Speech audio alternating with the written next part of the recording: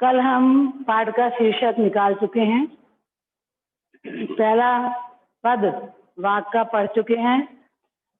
Net problem के कारण आगे आपका पाठ जारी नहीं रह पाया। आगे आज चलेंगे। पहला खंड किसी को समझ नहीं आया हो तो पूछ लीजिए, दोबारा से पढ़ा दिया जाएगा।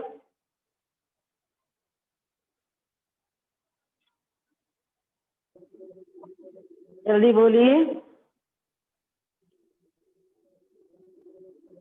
गलत द्वारा रचित पाठ वाक्य।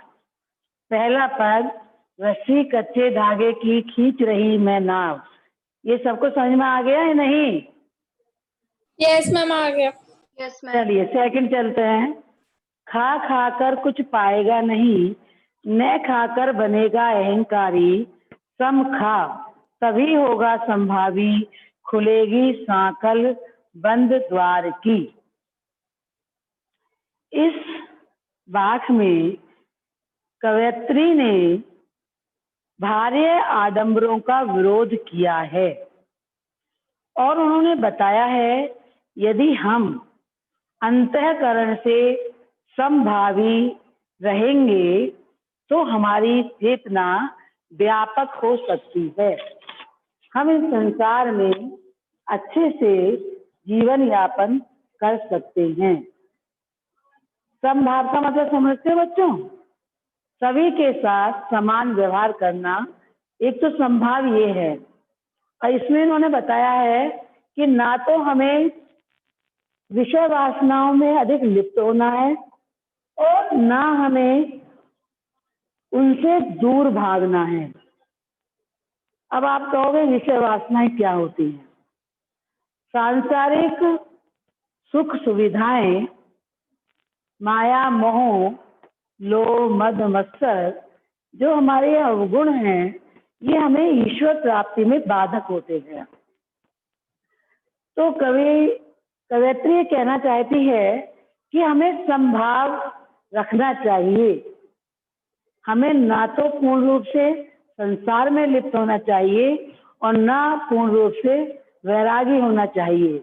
यदि हम संसार में आए हैं तो संसार के सुख सुविधाओं का उपयोग तो हम करेंगे, लेकिन उसमें लिप्त नहीं होना।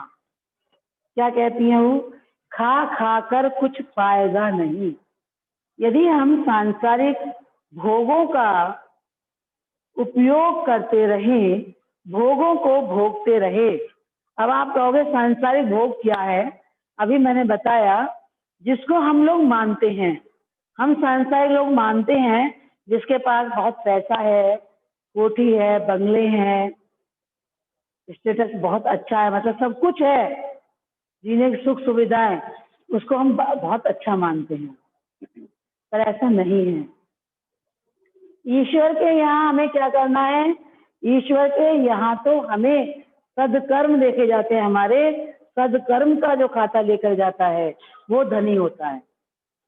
तो कवयित्री कह रही है यदि तू विषय भोगों को भोगता रहेगा तो तुझे कुछ प्राप्त होने वाला नहीं है।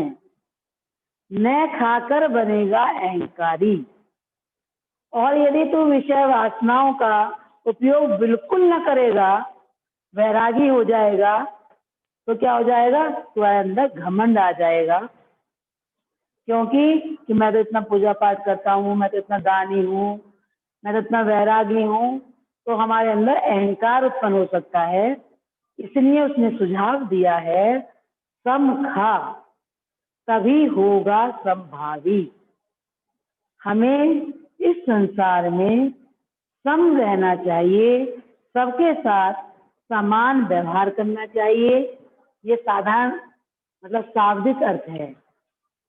भाव क्या है कि सांसारिक विषय वासनाओं में न तो पूर्ण रूप से लिप्त होना चाहिए, ना उससे पूर्ण रूप से क्या होना चाहिए? संसार से वैराग्य लेना चाहिए। यदि हम ऐसा करते हैं खुलेगी सांकल बंद द्वार की। सांकल कहते हैं संकल को, कुछ शब्द आप लिख देती हूँ अभी। और जो हमारी ज्ञान का द्वार बंद पड़ा है, वह ज्ञान का द्वार, उसकी संकल्प कुंडी खुल जाएगी, अर्थात हमें ज्ञान की प्राप्ति हो जाएगी। अहंकारी माने अहंकार करने वाला।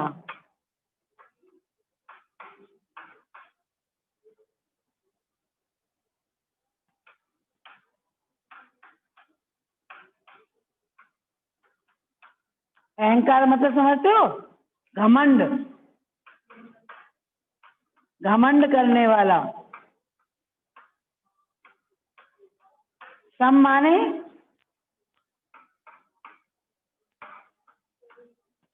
समान, समभाव करोगे तो सबके साथ समान व्यवहार रखने वाला।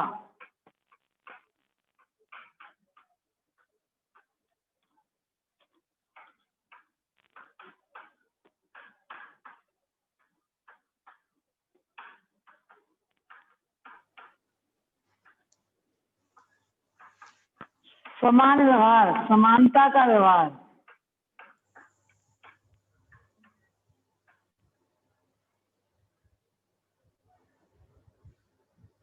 साकल, संकल, कुंडी, द्वार, दरवाजा। क्लियर हो गया सबको? समझ में आ गया स्टार्ट? ठीक से आगे चले बच्चों। आई सीधी राह से गई न सीधी राह, सुषुम्न सेतु पर खड़ी थी, बीत गया दिन आहा। जेव टटोली कौड़ी न पाई, मांझी को दूं क्या उतराई। प्रश्न किया है, मांझी को दूं क्या उतराई। जहां प्रश्नवाचक चिन्ह आ गया वहां पर क्या हो गया? प्रश्न अलंकार। राह माने रास्ता,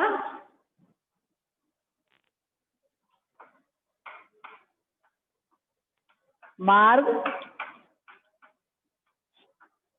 जो सुषुम्न सेतु है, सुषुम्ना नाड़ी के लिए आया है। जो हमारे चक्र होते हैं 7, जब हठ योग करते हैं और उस योग के द्वारा वो धीरे धीरे चक्र खुलते हैं और सबसे बड़ा चक्र सहस्त्र चक्र होता है। यदि किसी व्यक्ति का वो सिद्ध हो जाता है तो उसे ईश्वर की प्राप्ति होती है, वैकुंठ की प्राप्ति होती है, फिर संसार के आवागमन से उसकी मुक्ति हो जाती है। जेब टटोलना, शाब्दिक अर्थ तो आप अपने जेब में हाथ डालना, आत्मलोचन करना। जेब टटोली,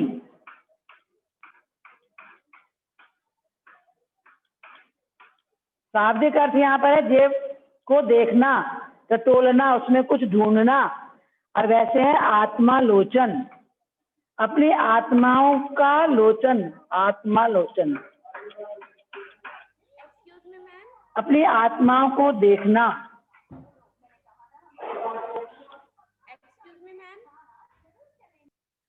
कौड़ी न पाई, कौड़ी मतलब पैसे को कहते हैं, कुछ भी प्राप्त न करना। मांझी, वैसे तो मांझी किसको कहते हैं? जो नाव चलाता है। और यहाँ किसके लिए आया है? कौड़ी न पाई, कौड़ी न पाई मतलब कुछ भी प्राप्त न होना।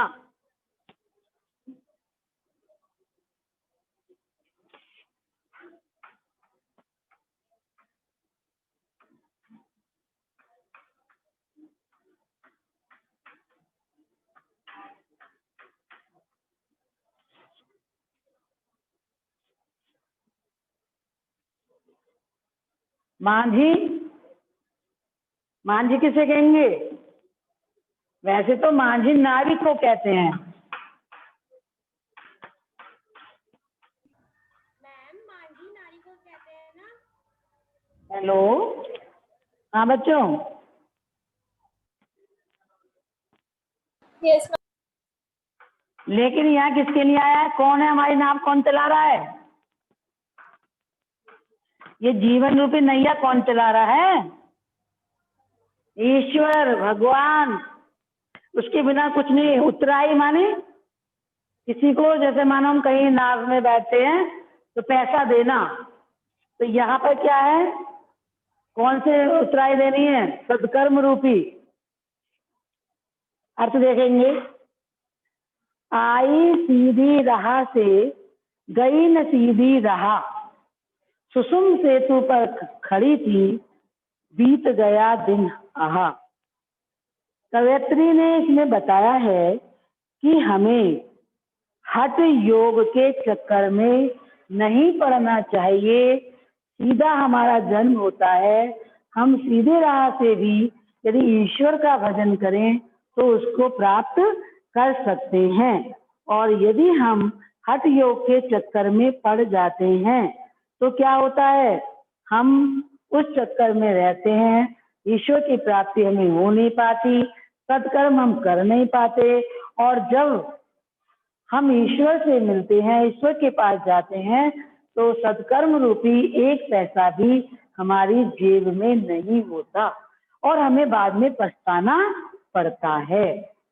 तो यहाँ पर कवयित्री ने कहा है कि हमें आत्मलोचन करना चाहिए, अपने कार्यों को देखना चाहिए। मैं सीधे रास्ते से आई थी, लेकिन अर्थात मनुष्य का जन्म होता है तो वह सीधे रास्ते से आता है, अर्थात ईश्वर के यहाँ से हम बिल्कुल कैसे आते हैं, एकदम कोरी स्लेट की तरह। बच्चे के दिमाग में कुछ नहीं होता, माया मोह, अच्छा बुरा, अपना पराया, हम सब सिखाते हैं दुनिया के लोगों को। आपने देखा होगा जब बच्चा छोटा होता है, उसे ही नहीं पता मेरे सामने अफसर बैठा है या मेरे सामने कोई शूद्र व्यक्ति बैठा है, उसे तो जो प्यार से बोलता है वो उसको अच्छा लगता है।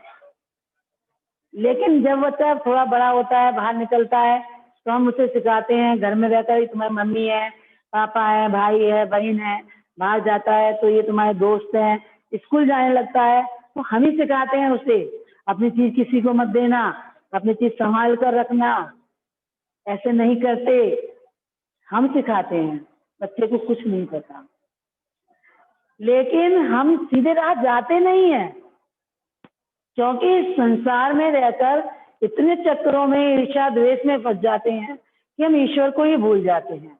जब बच्चा माँ के गर्भ में होता है तो उल्टा लटका हुआ होता है और ईश्वर से हाथ जुड़े होते हैं, ईश्वर से प्रार्थना करता है, हे ईश्वर तुम मुझे इस नरक से निकालो, मैं तुम्हारा भजन करूंगा।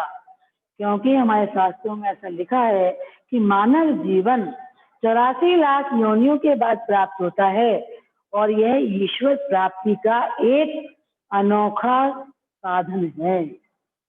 सबसे सुंदर कृति ईश्वर की मनुष्य है और हम यहाँ आकर माया मोह में फंस जाते हैं और ईश्वर को भूल जाते हैं। उसी की ओर कवयित्री हमारा ध्यान आकर्षित करते हुए कह रही है कि मैं सुषुम्ना नाड़ी पर खड़ी रही और दिन बीत गया, अफसोस कर रही है, यह जीवन हमारा समाप्त हो गया, हमें पता नहीं लगा कब जीवन समाप्त हो गया।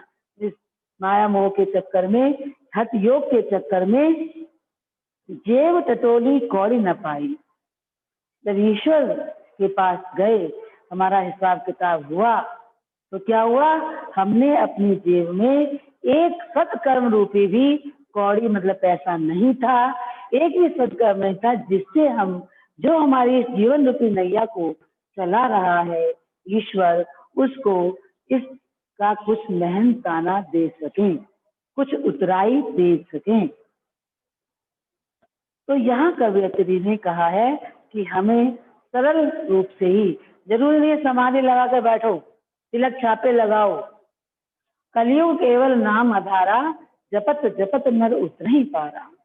बच्चों, कलियुग में तो कुछ करने की जरूरत ही नहीं, हम बहुत अच्छे युग में पैदा हुए हैं। इसमें तो चलते फिरते, उठते बैठते भगवान का नाम भी लोगे तब भी आपका पूजा, आपका जप माना जाएगा, क्योंकि कोई शुद्ध नहीं है यहाँ पर। ना घी शुद्ध, ना ब्राह्मण शुद्ध, ना स्थान शुद्ध, जो बोल रहे हैं वो शुद्ध है, मन से, सच्चे मन से, उसकी ओर संकेत किया है। समझ में आ गया आपको ये पद? आगे चलें। Yes ma'am. थल थल में, ठीक है बच्चों, थल थल में बसता है शिव ही, भेद न कर सका कर क्या हिंदू मुसलमान, ज्ञानी है तो स्वयं को जान, वही है साहिब से पहचान। यहाँ पर ईश्वर की सर्वव्यापकता को कवयित्री ने बताया है। ईश्वर सर्वव्यापक है, कण कण में है। कबीरदास जी ने कहा है, मुँह को कहाँ ढूंढे बंदे, मैं तो तेरे पास में, ना मैं मंदिर, ना मैं मस्जिद, ना कावे कैलाश में, खोजो हो तो मिल जाऊं पलवर की तादाद में, ना तो कोनो क्रियाक्रम में, ना जोग और वैराग में, सही नहीं हूं मैं। यदि तुम्हें मुझे खोजना है तो एक पल में मिल सकता हूँ। आवश्यकता है श्रद्धा की, विश्वास की, निष्ठा की, भक्ति की, उसी ओर संकेत कर रही है। इसलिए हम, जो मैंने अभी आपको मुँह को कहाँ ढूंढे बंदे बताया है, ये आप उसके सौंदर्य बोध में लिख सकते हैं, भाव सामने में। थल कहते हैं, थल थल में, थल माने सर्वत्र, थल थल माने सर्वत्र, प्रत्येक स्थान।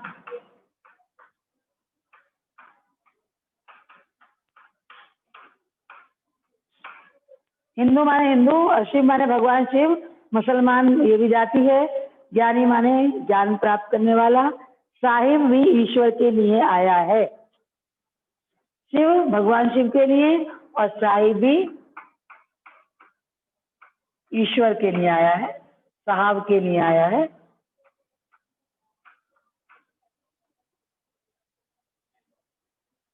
तो प्रस्तुत वाक में कवयित्री ईश्वर की सर्वव्यापकता और हमारी संकीर्णता की भावना को बता रही है कि हमें इस संकीर्ण भाव से ऊपर उठकर कार्य करना है, तभी हमें भगवान की प्राप्ति हो सकती है। भेदभाव का उसने विरोध किया है। जो हम संकीर्ण भावना रखते हैं ना, ये हिंदू मुसलमान सिख ईसाई, तो उसका उन्होंने विरोध किया है और ईश्वर की सर्वव्यापकता को बताया है। कवयित्री कह रही है कि थल थल में बसता है शिव ही, भगवान शिव, ईश्वर। देखो, सारे भगवान एक हैं। कई बार हम लोग मानते हैं कि मैं तो शिव को मानता हूँ, मैं कृष्ण को मानता हूँ, मैं दुर्गा को मानती हूँ।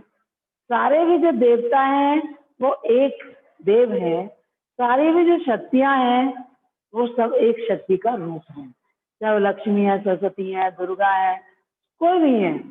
तो हम शिव भी कह सकते हैं, कुछ भी कह सकते हैं। वो शिव की भक्ति में शिव कहा है कि सर्वत्र शिव का वास है, सब जगह भगवान रहते हैं। इसलिए हे मानव, तू हिंदू मुसलमान का भेद मत कर। ये सब हमने बनाए हैं, ऊपर जाकर कोई नहीं देखता हिंदू है मुसलमान है, केवल उसके सदकर्म देखे जाते हैं। बहुत सारी कहानियां आपने सुनी होगी, वैश्या को भी मोक्ष मिल गया और एक साधु को भी नहीं मिला। साधु की भावनाएं सही नहीं है तो नहीं मिलेगा। एक वैश्या वैश्या कर्म कर रही है, लेकिन उसकी भावनाएं ईश्वर के प्रति अच्छी है, उसके मन में ईश्वर के प्रति श्रद्धा है, तो उसे उसका फल अवश्य मिलेगा। ज्ञानी है तो स्वयं को जान, कवयित्री कहती है, यदि वास्तव में तू ज्ञान रखने वाला है कि मानव, तो अपने को पहचान कि मेरा जन्म क्यों हुआ, मैं यहाँ क्यों आया, मुझे कैसे कार्य करने चाहिए। अपनी आत्मा का अवलोकन करो तो हमें स्वयं पता चलेगा, वही है साहिब से पहचान। यदि हम अपनी आत्माओं का अवलोकन करते हैं, हम ज्ञानी बन जाते हैं, सबसे समान भाव रखते हैं, सभी से प्रेम करते हैं, तो हम ईश्वर को बड़ी सरलता से पहचान जाते हैं और ईश्वर हमें सरलता से प्राप्त हो जाता है। ऐसी मीरा ने कहा है, मोको मेरे तो गिरधर गोपाल दूसरा न कोई। तो इस खंड में कवयत्री ने ईश्वर की सर्वव्यापकता को बतलाया है।